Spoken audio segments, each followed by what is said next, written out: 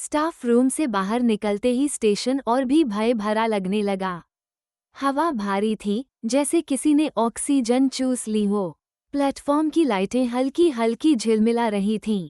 ध्रुव ने गला साफ किया, उसने कहा उसे धक्का दिया गया था। मीरा ने गहरे स्वर में कहा, मतलब हादसा नहीं हत्या। राघव ने धीमे से सिर हिलाया, और शायद हत्यारा उन 7 लोगों में से एक था। टीम प्लेटफॉर्म नंबर 2 की ओर बढ़ी, वही जगह जहां हादसा हुआ था। पटरियों के पास पहुंचते ही हवा में अजीब सी गंध फैल गई। कोयले, धातु और सड़े हुए मांस की गंध। तुषार ने टॉर्च नीचे की, पटरी के किनारे सूखे लाल धब्बे थे। आद्या हड़बड़ा गई, ये खून है।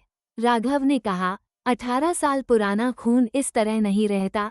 लेकिन तभी पटरियों के नीचे से टप टप की आवाज आई, जैसे किसी चीज से पानी टपक रहा हो।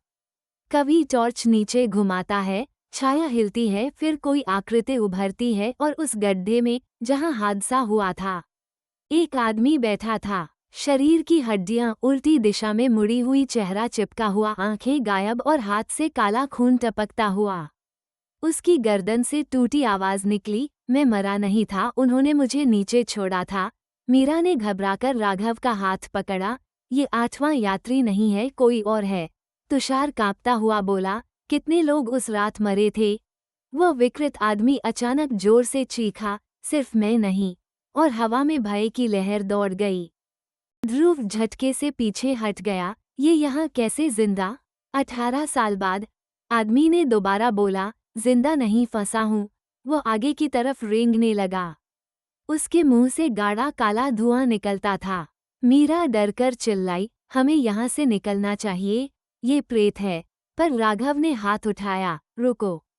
ये सच जानता है, बात करने दो। टूटा हुआ प्रेत जमीन पर लेट गया और कहने लगा, उस रात ट्रेन नहीं रुकी थी, किसी इंसान ने मुझे गिराया। 8वां तुम जिसे ढूंढ रहे हो वो अकेला नहीं था। कवि ने घबराकर पूछा, तो कितने थे? उस प्रेत ने धीरे धीरे अपना सिर घुमाया, दाईं तरफ बाईं तरफ, और फिर उसकी आवाज गहराई में उतर गई, 3 थे। तुषार चीख पड़ा, 3? 3 लोग मारे गए थे? प्रेत ने सिर झटककर कहा, नहीं, 3 हत्यारे थे। सभी लोग जड़ हो गए। हवा स्थिर। ध्रुव हकलाया, का क्या? 3 हत्यारे? 7 लोगों की टीम में से 3? प्रेत ने जोर से अपने नाखून पटरियों पर घसीटे। धातु की भयानक आवाज। फिर बोला, उनमें से एक अभी भी जिंदा है। टीम के दिल की धड़कनें तेज हो गईं। और वो यहीं, इसी स्टेशन पर है। अभी। राघव ने तुरंत कहा, हमें स्टेशन मास्टर का रिकॉर्ड रूम देखना होगा। हत्यारों का सच वहीं मिल सकता है। वे पुराने बिल्डिंग के हिस्से की तरफ बढ़े। दरवाजा आधा टूटा हुआ था। अंदर जैसे किसी ने सब कुछ तहस नहस कर दिया हो। टूटी मेजें, बिखरी फाइलें, दीवारों पर हाथों के काले निशान। पर एक चीज सही सलामत थी, स्टेशन मास्टर की डायरी। मीरा ने सावधानी से खोली। पहला पन्ना, सामान्य एंट्री। दूसरा, ट्रेन का टाइम टेबल। तीसरा, फिर सामान्य बातें। लेकिन चौथे पन्ने पर जैसे किसी ने खून से लिखा हो, 13/45। 3 लोग लड़ रहे हैं, इन्होंने एक यात्री को धक्का दिया, दूसरे को रास्ते से हटाया और तीसरे को। पन्ना आधा जला हुआ था। आद्या बोली, तीसरे का क्या? राघव डायरी को रोशनी के नीचे करके देखता है, जली हुई जगह पर धुंधली लाइन उभरती है। तीसरे को पटरी पर फेंका। तुषार का दिल बैठ गया।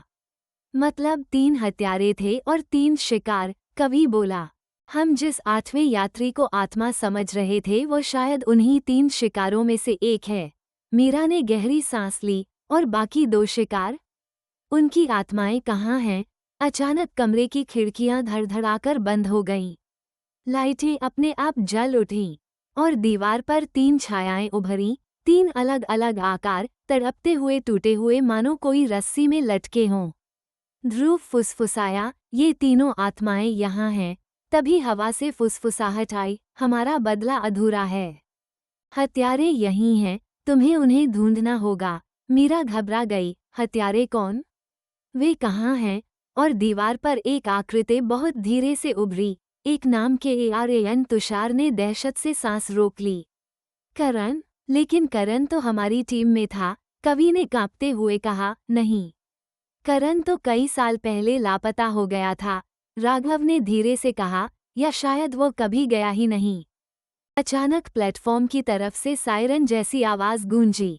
लाल लाइट बार बार चमकने लगी, जैसे कोई ट्रेन आने वाली हो। सब बाहर भागे, पर स्टेशन बिल्कुल वीरान। लाल लाइट लगातार घूम रही थी। मीरा बोली, यह अलार्म तभी बजता है जब कोई इंसान पटरियों पर चलता है। राघव ने झुककर पटरी पर टॉर्च मारी, गंदगी पर ताजे पैरों के निशान। ध्रुव ने घबराकर कहा, ये तो अभी अभी किसी के कदमों के निशान हैं। कवि धीरे से बोला, शायद करण। तभी लाउडस्पीकर अपने आप चालू हुआ और उसमें से टूटी हुई आवाज आई, मेरा इंतजार करो। सबके रोंगटे खड़े हो गए। मीरा चीख पड़ी, ये करण की आवाज है। तुषार बोला, वह जीवित है? या, राघव बुदबुदाया, या आधा जीवित आधा कुछ और। लाउडस्पीकर फिर चला, इस बार और डरावनी आवाज में, मैं वे सब जानता हूँ जो तुम जानना चाहते हो। हत्यारे तुम सबके बीच ही हैं। आ जाओ प्लेटफॉर्म नंबर 3 पर। लाइटें अपने आप जल उठीं और प्लेटफॉर्म 3 की ओर इशारा करती रहीं। उद्धरण चिन्ह। टीम प्लेटफॉर्म 3 की ओर बढ़ी। रास्ता लंबा था, हवा ठंडी, कोहरा गहरा होता जा रहा था। जैसे ही वे प्लेटफॉर्म के बीच पहुंचे, चारों ओर से रेलिंग अपने आप बंद हो गई। टीम फंस गई। तभी प्लेटफॉर्म के छोर पर एक आकृति दिखाई दी, लंबा, दुबला, फटा हुआ जैकेट, झुकी हुई गर्दन, चेहरा ढका हुआ। राघव फुसफुसाया, करण। लेकिन जब आकृति धीरे धीरे करीब आई तो टीम ने देखा, उसका चेहरा इंसानी नहीं था। गाल फटे हुए, जबड़ा आधा टूटा, एक आंख गायब, दूसरी में कोयला सा अंधेरा। करण ने धीमी आवाज में कहा, तुम सब देर से आए। कवि रो पड़ा, तू जिंदा है? तू कहाँ था इतने साल? करण ने हंसी जैसा कुछ किया, पर वो हंसी नहीं, हड्डियां चटकने की आवाज थी। फिर बोला, मैं जिंदा नहीं हूँ। सब पीछे हट गए। मुझे भी धक्का दिया गया था। मैं तीसरा शिकार हूँ। हर किसी ने सांस रोक ली। मीरा कांपते हुए बोली, फिर तू दूसरों से अलग क्यों दिख रहा है? करण ने गर्दन उठाई, उसकी एक आंख से काला धुआं निकला, क्योंकि मैं बदला लेने को वापस आया हूँ। राघव बोला, बदला? किससे? करण धीरे से मुस्कुराया, मेरे हत्यारे तुम्हारी टीम में ही हैं।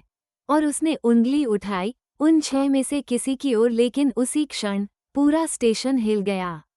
लाल लाइटें तेज घूमने लगीं, छायाएं उनके चारों ओर नाचने लगीं। करण की आवाज चीख में बदल गई, कोई यहाँ से जीवित नहीं जाएगा।